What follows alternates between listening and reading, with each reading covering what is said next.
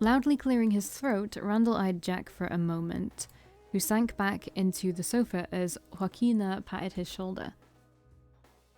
Alright guys, me and Valkii will let you go back to whatever gossip you were throwing around. Huh? You're not staying? Give me a few minutes, I gotta talk to Valkii outside about something. His eyes darted over to meet mine, tinged with a sharp curiosity. Oh, but I wanted to stay. Huh, really? They must have left some impression. Well, you two take care out there, and if any hopheads on the beach give y'all trouble, let me know and I'll pick them off from the window. I want to see my stats.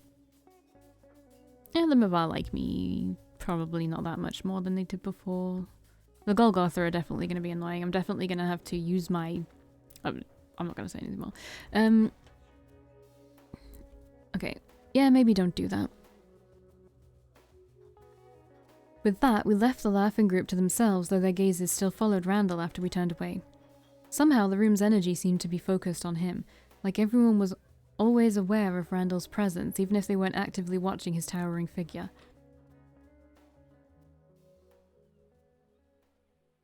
Outside, Randall lowered himself onto the porch's stairs, motioning me to sit down beside him. The waves gently crashed and fell in the distance, rippling beneath the moonlight. Hope I didn't throw you off too much back there. But hey, I don't like to break the ice so much as smash it in with a fucking hammer. You did a good job, I understand the clan a little better now. Well thanks, newbie, it means a lot to me hearing you say that. They all come from different places, but they've got real different stories, but everyone comes together here. He paused, his gaze flicking from my face to the dark ocean. Behind us, I could hear the muffled sounds of laughter and chatter drifting warmly from inside. When Randall turned back to me, a faint shadow clouded his face. It was a different look from the one he'd worn inside the house, almost offensive. So, if you really weren't sent here by Charisse, I'm guessing there's something on your mind, right? You seem like the nicest vampire I've met, so I came to ask for your help. Christ, cool it with the compliments, kid, you're gonna make me blush. Seriously though, that's a little sad. There's a lot of cruel vampires out there, and I'm not exactly cream of the crop myself, but... Figured someone in Queen Bitch's camp would have shown you the ropes by now, or helped you out at least, damn. He let out a long, deep sigh, watching me brutally for a long few moments.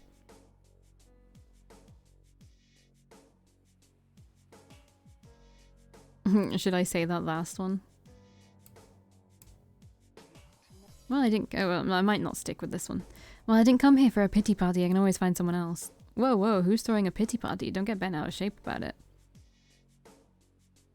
Okay, well, I'm just gonna load because I didn't really like how that ended. Would I be a burden if you took me under your wing? Fuck's sake, kid, don't pull that guilt shit trip on me. Okay, no. Oh, no, not this one. What one is it? This one. Let's just go, please, Randall, will you help me? Help you how, kid? I'm not the fucking Buddha, and I can't guide you to some kind of vampiric enlightenment where you're suddenly fine and dandy with being a goddamn mega mosquito. With a frustrated grunt, Randall ran a hand through the back of his hair. He seemed to be wrestling with his own thoughts. Look, I might be able to help you figure things out if you tell me what you want now that you're a vampire. You do know what you want, right?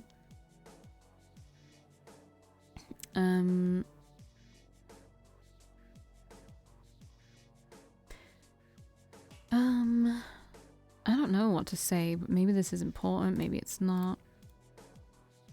I want to have friends and be close to people again. I feel like I'm all alone now. Yeah, that's nothing much out of the ordinary. It's rough being yanked into the dark.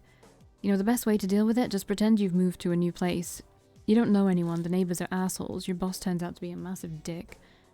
But if you treat people right and show them they can trust you, you'll have your little social circle back in no time. Vampires were the same as humans, just a little more paranoid. He chuckled, tapping the side of his brow with a knowing wink, as if suggesting I'd experienced that firsthand soon enough. Alright, now listen to me for a second, Valkii. I like your style, so I'm gonna make you an offer. You keep working for Queen Bitch, for now at least. You don't have to act happy about it, but don't make her think you're a threat either. If she tries to make any move against me or makes a treaty with the Gulls to take us down, tell me as soon as you can. She might slip you false information, but I can usually sniff out the truth. And in return, I'll teach you how to keep your spirits as a vampire in LA, the way me and my group stay strong. Maybe it'll help you figure yourself out a little more. How's that sound, newbie? Thank you, Randall. This really means a lot to me. Well, it works for the both of us. Queen Bitch must be getting desperate for new grunts, so if she starts trusting you, that makes you a perfect spy. And you know, you're alright, kid. I think you might have found where you belong. He stuck out a large calloused hand for me to shake, staring intently into my eyes. As I reached out for his hand, I noticed a bandage in the middle of his palm, though there wasn't any smell of blood. Hey, don't leave me hanging here. Randall leaned forward to clasp both of his hands around my own, dwarfing it in his giant palms. After a firm few shakes, he used his hold to pull me in a little closer. I couldn't tell if it was on purpose or just something he did on instinct, considering the aggressive nature of his blood. And Valkii, the first thing I want you to learn is to always obey yourself. Randall's fingers tightened a little bit around my hand, squeezing it almost painfully hard. Never believe anyone is better or more worthy than you. Never let your mind be a slave to someone or something else. No masters, no idols, no kings. I hope you take that to heart. Even after he stopped speaking, his quiet words echoed in my mind like the tolling bell slowly fading into silence. Was he threatening me? Warning me? Testing me? Whatever it was, I could tell he wasn't kidding around. Alright, I'll remember that. You should. A smirk wormed onto his lips and he gave my hand one last strong squeeze before finally letting me go. We'd shared no body warmth, obviously, but I still felt the roughness of his bandaged palms lingering on my skin.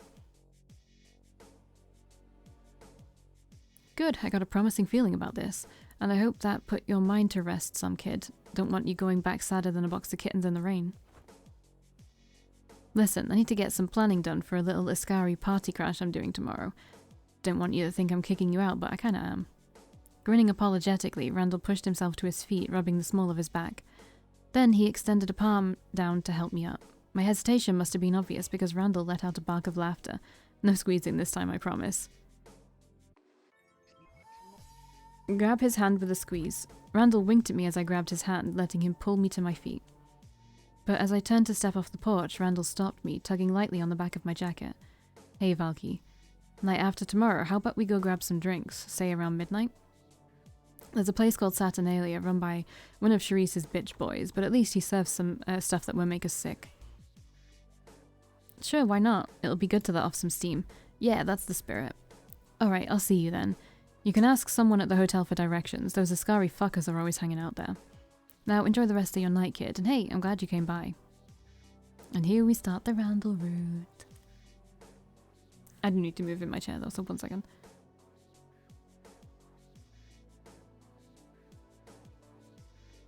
Okay. After I stepped off the patio and back onto the beach, Randall gave me one last warm smile. Sorry, I need to move the mic. Ugh. I called out a farewell, but my voice was swallowed by the drone of endless waves crashing on the shore. Cool. I spent the rest of the night prowling the city, testing my new abilities. The hot blood of my vampire house, Mavar, seemed to give me strength and speed beyond anything I could have ever had while alive. I felt like I could juggle lions and outrun a race car, although I probably wouldn't be testing either of those theories anytime soon. But as I darted through the shadows, reveling in the cool night breeze, something stirred inside me. A deep, subtle tugging sensation within my chest. What was it? The feeling reminded me of the arson Marcus mentioned on my first night, dangerous and uncontrollable. My powers were amazing, but I didn't want to push them too far without understanding what that fire meant. Because it might just consume me before I realize it. Finally, as I began heading back to the hotel, a fresh hunger stirred in my gut. Sunrise was still an hour off, so I could feed from a human if I wanted to. Yeah, why not? There was no point struggling against my instincts. If animals hunted in the wild, then I could hunt in the streets. It was only natural. After a short search, I found a woman just outside a restaurant's back exit, probably leaving her shift. She looked baffled as I pulled her aside, but once I sank my fangs into her neck, her confusion faded into mindless bliss. With a pleasant warmth now tingling inside of me, I left her sitting in a daze by the door where she'd probably soon be discovered. By the time I returned to my hotel room, settling in for the night, everything was beginning to feel more natural. It was still bizarre to think I'd be turning into a blood-sucking pretty corpse, but I realized something important. I could use my house to better understand myself. My powers were a reflection of how I was in life, or how I wanted to be. The mysterious vampire who sired me must have brought me into this house because we were similar somehow. By learning how other Mavar acted, how they used their powers, I'd also tried to learn more about myself, my true nature. As morning crept closer and I curled up on the bed to hide away from the sun, I resolved to keep that promise. Where are we going tomorrow?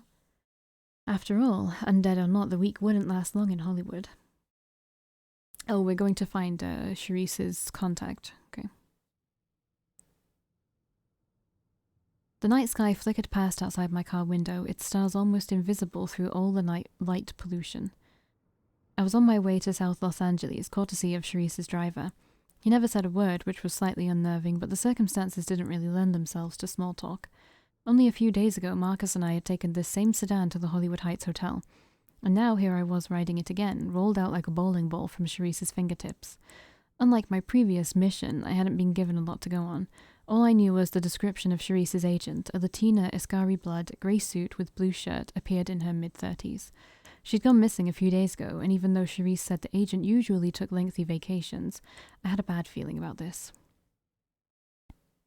Before long, the sedan pulled over to a seemingly random point on the street. Of course, the driver didn't say anything, but I could guess that this was my drop-off point. I left the car for the streets of South LA, wondering how exactly to start my search.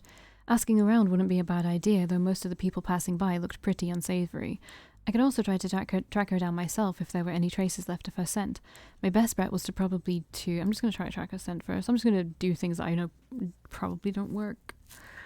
I didn't have much to go on. Charisse had offhandedly mentioned the scent of the agent's perfume, but that was about it. If she'd gotten into a fight, maybe I could catch the scent of blood somewhere. And of course, there was the distinct smell, if you could call it that, of a vampire, much different from a human. I couldn't really put it into words. Then again, pretty much everything that had happened to me recently defied logical explanation. I combed through the streets for some time, attempting to find any trace of the agent.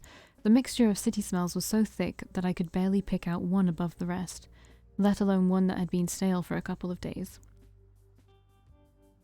But as I wandered down a certain alley, I suddenly caught something different. A trace of perfume, the presence of a vampire, incredibly faint but still strong enough for me to smell it. Yet the scent trail stopped almost immediately. It was like she'd vanished into thin air in this alleyway. It was very much a dead end, except for the manhole leading to the sewers. Okay, I feel like I did this one before and it didn't work. So that's weird. If the agent was chasing someone or running from someone, it seemed like a perfect escape route. Knowing I had to be on the right track, I grabbed the manhole cover and easily yanked it off. A damp, smelly darkness yawned at me from below, but unfortunately it seemed like the only way forward. After clambering down the ladder, I stepped off the bottom rung into murky, shallow water. A few rats darted away, squeaking in terror, like I'd barged into their private meeting. I really hadn't come to LA expecting to splash around in the sewers, but life was just full of surprises. I loved the little rat. As I cautiously made my way forward, I caught a scent above the stench of sewage. Blood. But it was different from the sweet, enticing smell of mortal blood. It seemed oddly bitter, making the back of my throat burn painfully, or maybe that was the sewage, it was hard to tell. Ironically, just a few hours ago, I'd been lounging in my extravagant hotel suite, and now here I was getting intimately acquainted with LA's waste. In the middle of all that filth and vermin, I pondered how... This seriously wasn't worth it. I could take the metaphorical shit-flinging, but this was just a step too far. If I was more loyal to Charisse, maybe I'd feel okay about being a sewer rat, but I wasn't. Did that do anything to our stats? I don't think so. Okay, good. The further I ventured into the sewers, the more uneasy I felt. My sharpened instincts jumped at every noise, every strange flicker of light, and yet nothing came out of the darkness. Soon the smell of blood grew stronger. I was close now to whatever it was. I followed the bitter scent down several tunnels, staying on high alert. Closer, it was so close now, and anticipation filled my empty gut. I rounded yet another corner, and then the smell stopped. It was strongest right here, but I couldn't see anything but water and floating garbage. But I missed something. Just as I was about to turn around, my gaze fell on a ruined TV lying on a pile of clothes. It looked unnatural, out of place, and the water around it was a different color. But as I stared at the TV set, I slowly realized I wasn't looking at someone's discarded trash. The screen was torn out, but instead of exposed wires inside it, I saw a mangled head. That pile wasn't just clothes, it was a body. With a chill creeping up my spine, I slowly stepped closer, studying the corpse. When I recognized its features, my stomach clenched in dread. This was Sharice's agent. At least, from what I could tell, her body was completely mutilated. Someone had cut open a hole in the bottom of a TV and stuck it over her head. Examined the body more closely. She looked like she'd been attacked by a wild animal, huge chunks of flesh sliced off, bones sticking out, clothing torn into shreds. And more strangely, she was missing her eyes and ears. But judging from the precise cuts there, they'd been removed with almost surgical precision. As my eyes travelled down the massacred body, I spotted something on the ground by its side. It was a small piece of oddly bright stationery, printed with almost mechanically perfect handwriting. It's always the same. It must have been a note from the killer. Sharice would definitely want to see this. I bent down to gingerly grab the paper, folding it up to stick in my pocket. At that moment, I felt something on my shoulder.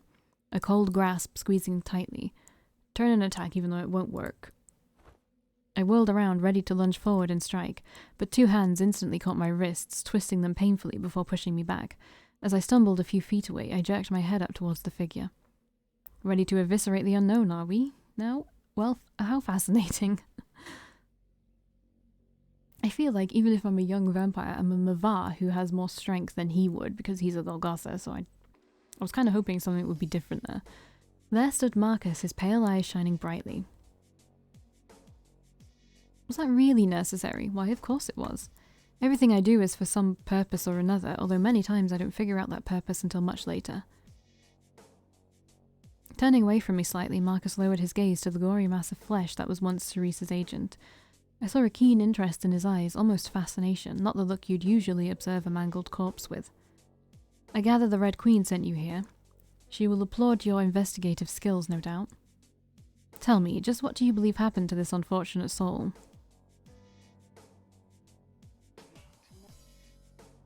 Someone was chasing her and caught her. You believe so? What if she willingly walked into the abyss, not knowing where it would lead? Perhaps she was chosen for a purpose, or else just another victim of fate. Hands clasped behind his back, Marcus strolled towards the corpse, circling around it with an analytical light in his eyes. The bottom of his long coat swished in the discoloured water, soaked and dripping, but he didn't seem to particularly mind. I suggest you tread very carefully around this matter, Valkii. There is a sense of formless malice in the air, a festering loathing that something created. Do not underestimate the wretched.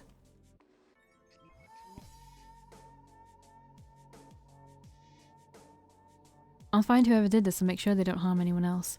Whatever you do is solely your decision, but I would hope you think before you do it. One wonders sometimes what justice is fit for this world.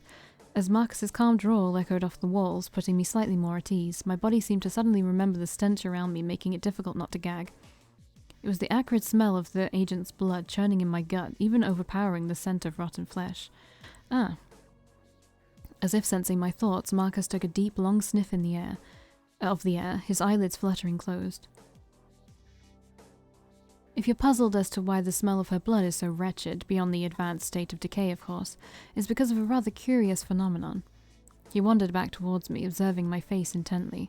To humankind, vampire blood is wonderful, intoxicating, a drug beyond any other. In fact, it gives them certain temporary powers, usually a very weak form of their donor's own. But to other vampires, another Night Stalker's blood is the most repellent taste on Earth. A rare few of our kind can drink vampire blood without throwing it back up, but in most cases, we're all but toxic to each other.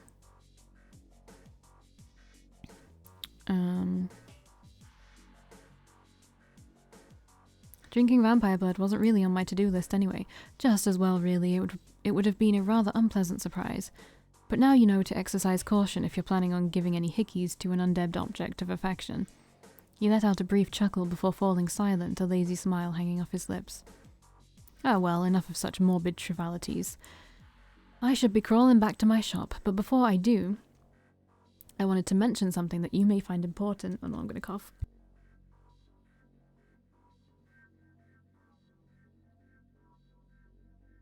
Okay. Oh, what might that be? Now, despite what you may think, the number of vampires in Los Angeles is fairly low. Most of us all know each other, or at least each other's names. And that's exactly why word about you will spread faster than herpes in a game of spin the bottle. In fact, I've a mind to believe it's already spreading. Everything you do or say will get out somehow, so keep that locked up in your mind somewhere safe and sound. Well, any publicity is good publicity, right? Certainly, and to that effect, consider associating more with your fellow stalkers of the night, indeed as often as you can. Not just the vampires who share your beliefs, either. A creature is corrupted when they hold in higher esteem those who agree with them rather than those who don't. Make allies, or at least observe your enemies, because someone will always find a fantastic excuse to hate you, even if you make Jesus look like he wasn't trying hard enough. You can find our kind anywhere, the slaughtering house, the abattoir, I mean to say, the streets, the bar, the beach, the hotel. He gestured grandly in a half circle with one hand, as if using the surrounding filth to symbolize LA. And you know where my den of depravity is, of course. Then I'll start looking around for allies, thanks Marcus. Now, are you thanking me because you appreciate me, or because you'd like me as one of those allies? Politics always add such a dreadful veneer over everything, don't they? Kittens, they sit down. You've been asleep like all day, haven't you? You've been asleep all day. I have a webcam now, and I don't know if I'm gonna like use it because I don't know if I don't want to be anonymous yet. But I was thinking maybe a cat cam. Maybe. Such is the nature of man. He exhaled a long, quiet sigh, smiling wistfully for some reason or another, but probably not from sympathy.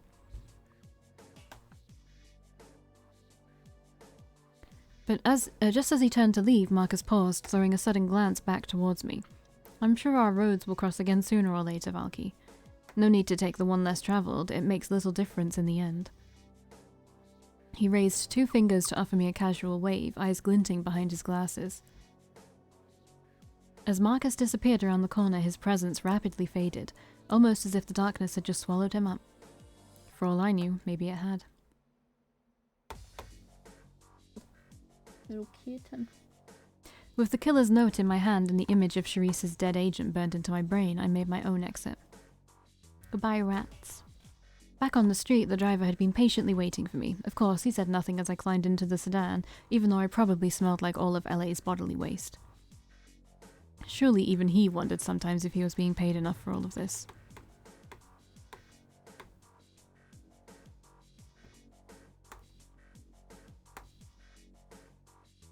The glimmering hotel lobby welcomed my return with warm lamplight. But the second I stepped inside, the desk clerk hastily motioned me over, offering me stop making such loud noises, offering me the telephone and a scribbled phone number. Apparently, Charisse was traveling and couldn't receive my report in person, so I had to ring up her hotel. Ring, ring, ring. Yes, Charisse Locke speaking. Her voice crackled sharply at me, brisk as ever. Who is this? Hello, Charisse, it's Valkii. Ah, good, I was expecting you to call. I apologize for not being there to speak with you, but I'm afraid I had to attend to business matters. I assume you found the agent then. Give me the details of your report. Tell her everything. Why not? I described everything that I could remember, mentioning the agent's body and the way I discovered her. There was the note, too, which I read out to Charisse. I see. After I finished, the line went silent for several long moments. It doesn't seem like an act of intimidation, but it's most peculiar to leave a body in the sewers regardless. Her halting words sounded a little wary, concern rippling through her voice.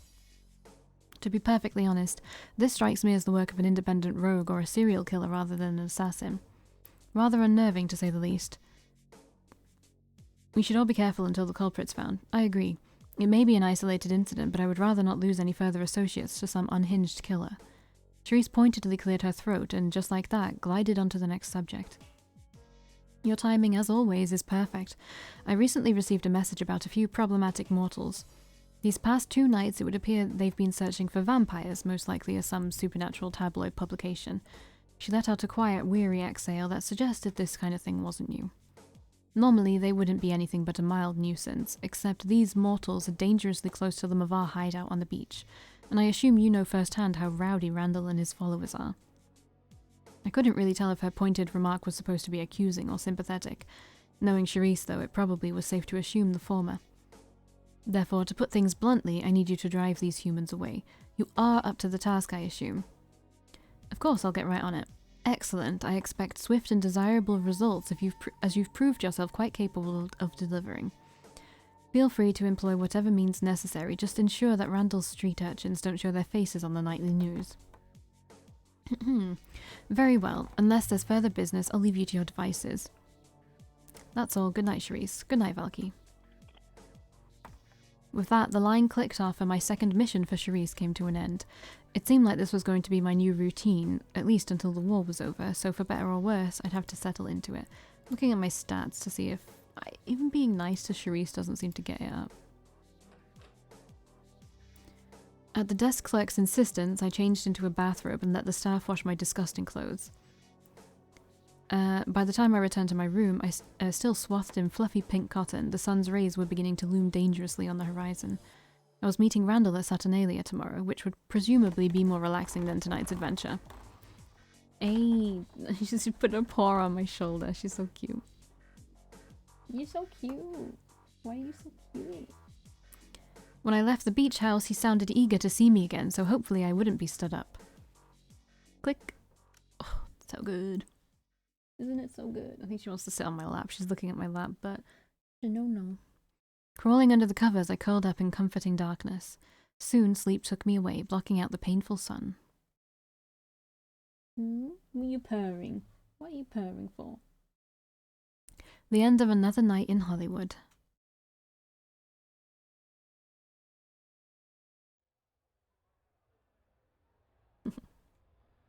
Alright, time to go meet Randall. The faded wooden sign in front of me looked like a relic from Hollywood's golden age.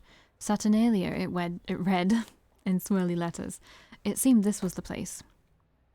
I'd left the hotel not long ago, where the desk clerk helpfully gave me directions to Heath's bar. Apparently it was a popular neutral ground for LA's vampires, even the ones who didn't live close to Hollywood. I wasn't really sure what to expect from the place, or if I'd be welcomed as a new vampire, but since Heath ran it, I'd hopefully be safe. The bar I stepped into was dim, slightly cramped, and flecked with low conversations. Something about it felt faded like the sign outside. Maybe it was the peeling movie posters on the walls, or the lonely patrons sitting in corners, or the glittering lights that filtered through the windows. Somehow it brought me back to a time I couldn't even remember. Valkii, a loud, husky, unmistakable voice called out to me from the corner of the bar. Sure enough, there was Randall, sitting at a table and raising his glass to greet me. Randall, get over here already. Following his barked demand, I approached Randall's table, peering curiously into his glass. The liquid looked like blood, but I caught the scent of alcohol too. Oh yeah, it's from a drunk human, the only way most of us can keep it down. Randall offered an explanation after noticing my gaze, chuckling softly. Free-range human, I hope. You'd be surprised, the mortals who do know about us are usually pretty eager to please. No cages required except for the ones who are into that kind of thing. With a faint snort, he reached forward to pull out my chair, motioning me to sit. I settled down onto the old brittle stool, which let out a faint squeak of protest. Anyway, spiked or regular blood. Not everyone likes to get buzzed, so I won't judge you if you take it easy. Spiked, why not? Why not? Oh, alright, coming up. He hopped off his seat and strode towards the bar, his huge boots thudding across the tile. While I waited for Randall to come back, I glanced over to his side of the table, where a few napkins were scattered around. He'd been drawing on the napkins, pretty skilled drawings too. But all of his sketches were dark, even disturbing, blending the grotesque and the beautiful. I leaned in close to make out the various figures, all of them drawn with thick, intense lines. There was a corpse-like creature with giant insectoid wings, an androgynous human in the nude with hair streaming down their bony shoulders, and a gory crucified figure staring emptily into space, his jaw messily ripped off. His talent took me aback. I hadn't really expected Randall to draw this kind of intricate, unsettling work. Hey, get back to your own side of the table, kid. Randall approached with 2 glasses in hand, raising a playfully accusing brow at me. Had to do something to pass the time while I waited for you. You fashionably late fuckers are why I always carry a pen around. Can you please just sit down and go back to sleep, kitten? You're being loud. He set down 1 glass in front of me, downing a gulp from his own, and slid back into his seat. These drawings are really good. Color me impressed. Color you impressed? That's some kind of shitty pun. Just teasing you. Thanks, kid. Randall took the napkins and crumpled them into a bowl, stuffing it into his back pocket.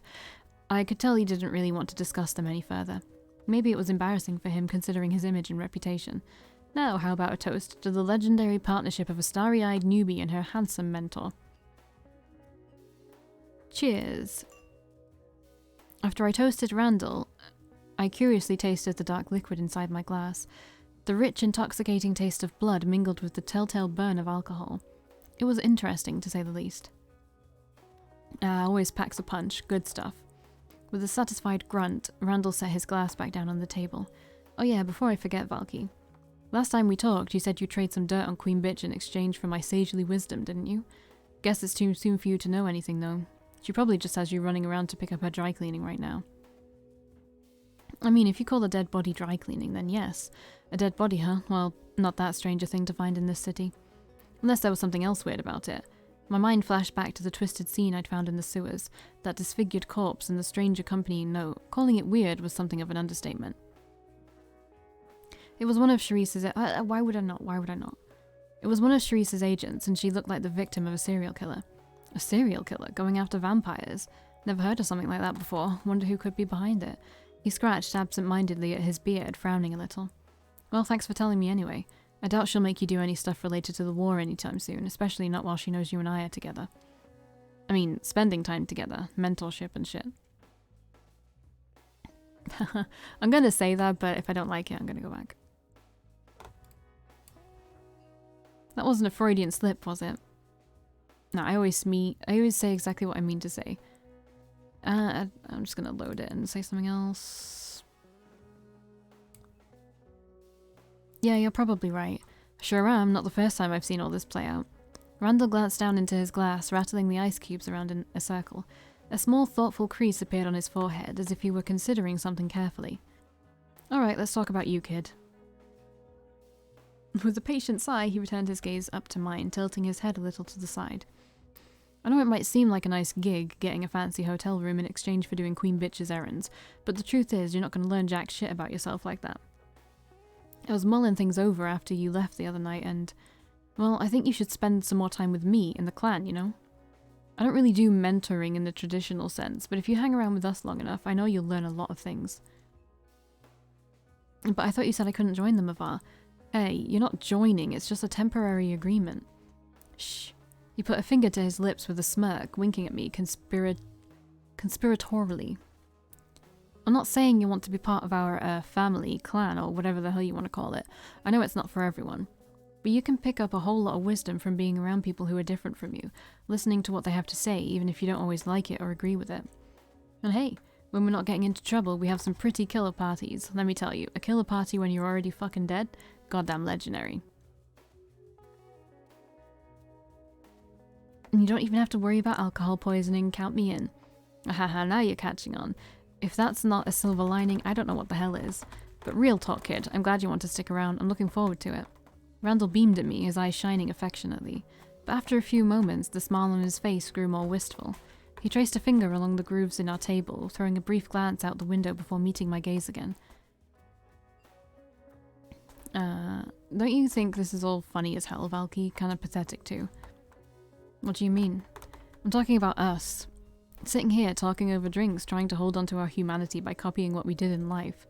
But a vampire drinking out of a glass is like a lion eating a hamburger.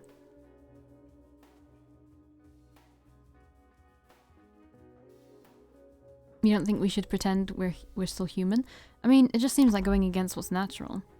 You know, a beast pretending it's civilized. A wild creature should be hunting its own food, accepting what it is, not acting all human. She just keeps moving it, like twirling around on the pizza box. Don't you? Are you comfortable now, finally? I'm not saying we should gore people in the streets, but it's pointless to act like something we're not, following rules that keep us from being what we are. You know what I mean? He glanced sharply at me, not bothering to hide the curiosity in his eyes. I'm not sure yet. I see wisdom in both points of view, honestly. Huh, interesting. Nothing wrong with that, I guess, for now anyway. But sooner or later you're gonna have to make up your mind once you manage to get away from Sharice. He paused then, lifting up his glass to drain the rest of its contents. When it was empty, Randall clanked it down on the table and leaned forward, lowering his voice a little. Hey, listen, kid.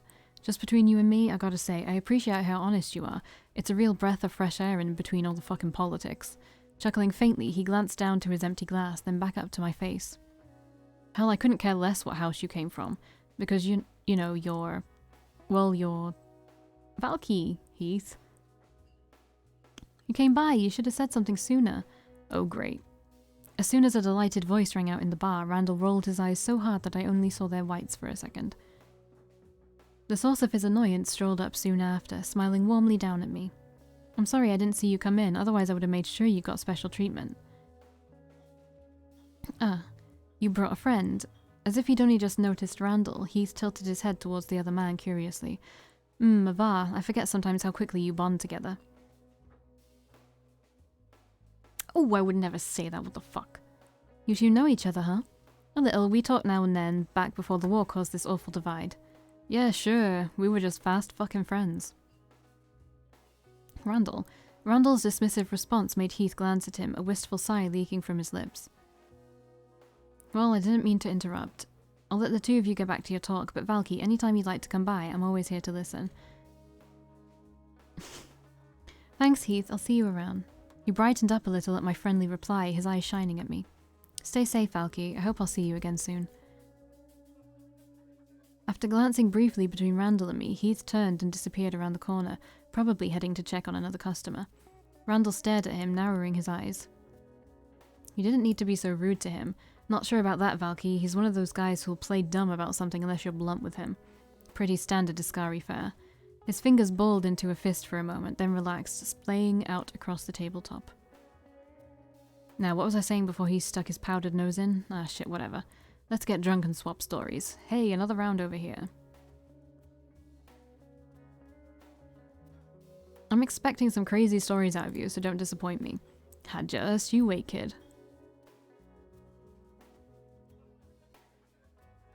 As the night wore on, I found myself nearly forgetting what I'd become and where I was, laughing at Randall's ridiculous adventures over a drink, relaxing in a bar, enjoying the quiet atmosphere. It almost felt like I was still alive, having a normal night out. I couldn't forget his comment about vampires pointlessly acting like humans, but I had to wonder if he really felt that way. Sure, he'd occasionally sneer at our charade and the twisted humor of it all. When I heard his deep laugh and saw his relaxed grin, though, it made me think maybe a part of him still wanted to be human. Okay.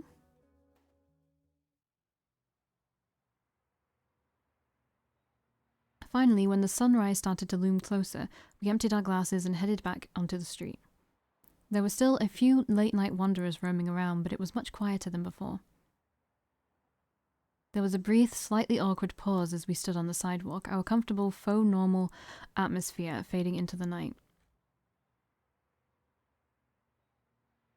1 minute, I need to cough again. Okay, there we go.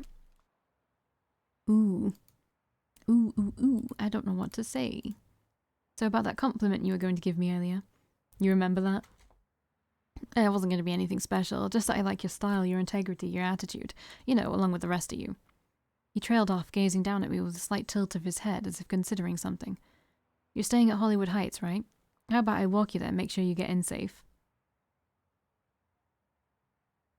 Sure, I'd enjoy the company. That's what I like to hear. How nice of him. What a gentleman.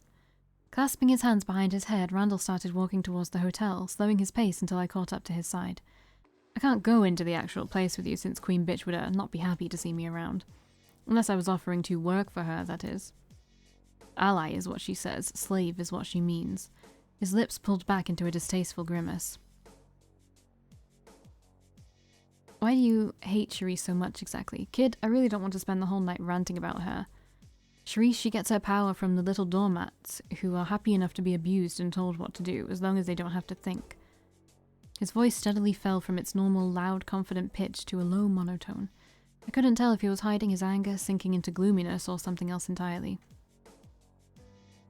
I guess I'll see for myself sooner or later. So ended our conversation, and we continued our walk in silence. The sound of distant sirens, muffled traffic, and even our own footsteps became deafening. I wasn't used to Randall being so quiet. He seemed to be brooding over our conversation, but his irritation didn't make him move away. In fact, he stayed close to my side, a protective half step or so behind me. By the time we arrived at the hotel, however, his dark mood had started to subside. Would have been happy if I'd never had to see this place again. With his eyes roaming up to the bombastic Hollywood Heights sign, Randall let out a grunt of distaste. Ah, whatever. Hey, more importantly, thanks for coming out with me tonight, Valkii. Why don't you come over to the beach again this week, hang out with me in the group? I'll give you my number though if you call from the hotel, watch what you say. Phone's probably tapped. You should just kidnap me and save us both the hassle. Believe me, I'd like to do just that, except a hitman crew would probably be on us after a few blocks.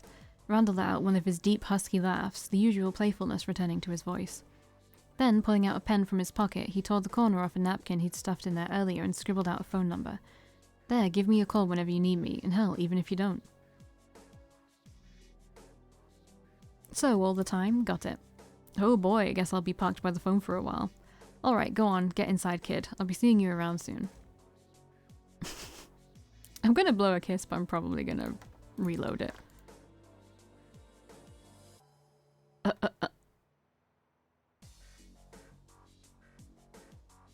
don't really like that. Night, Randall. He waved back at me wearing a fond smirk. Yeah, I'm not gonna blow a kiss to him. That's weird. I headed for the hotel entrance and was about to step into the revolving doors when I threw one last glance over my shoulder. Randall had turned away, but someone was approaching him. A man in a sleek suit, Sharice's agent. Randall stood stock still, staring at the other man, stiffening like an animal about to fight for its territory. I'll hide and listen. Curiosity slapped me in the face, and I had to respond to it. Slipping behind the wall, I peered around the corner at the two men, straining my ears. What the hell do you want? Merely to remind you of Miss Locke's offer. Please calm down. Thanks to my unnaturally sharp senses, I caught every word clearly.